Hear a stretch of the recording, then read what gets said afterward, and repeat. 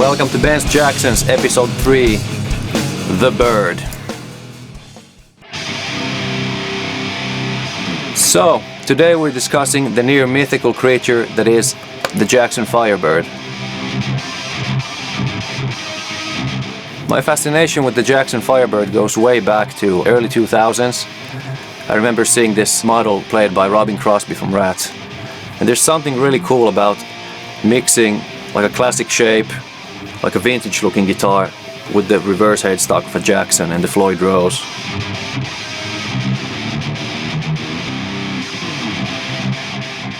So back in 2008, I was visiting the Jackson factory for the first time in Corona, California.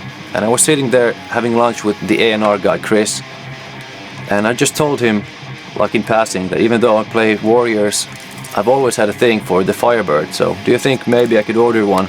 And he's like, well, let me see what I can do. We haven't really been building those for a while, because Jackson had some low issues with the body shape.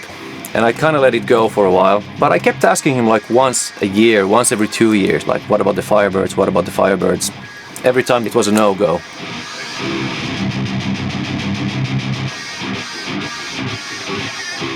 And years went by, and like 2 years ago, 3 years ago, I'm going online and seeing the new Jackson guitars for the NAMM show.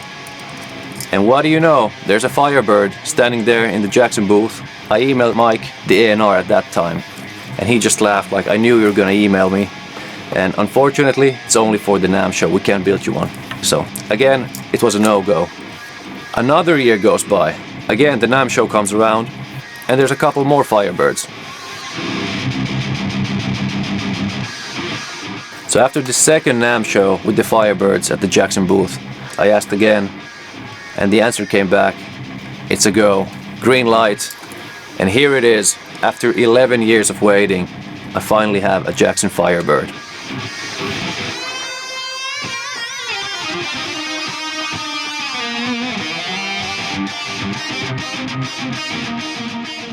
With this guitar I wanted to try to get the fat tone of a Les Paul combined with the aesthetics and the playability of a Jackson, and I couldn't be happier with the results.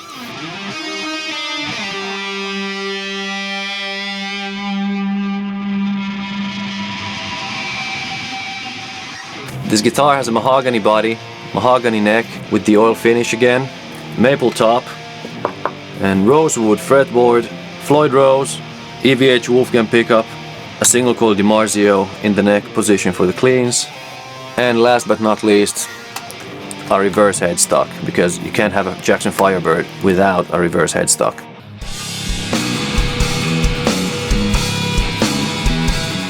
I've been lucky enough to play and own a bunch of Jackson guitars throughout the years, and in all honesty I can say that this one right here is the biggest, fattest sounding of them all, and I have no idea why that is. I guess the combination of the woods, the big body shape, and I'm sure Mike Shannon, who built this, had a lot to do with it as well. It sounds like a piano sometimes when you take like a big chord, especially since it's in a drop C tuning for all the drop C songs in Oceanhoarse. And it just sounds bigger than any guitar I've ever had the pleasure of playing. Couldn't be happier with it.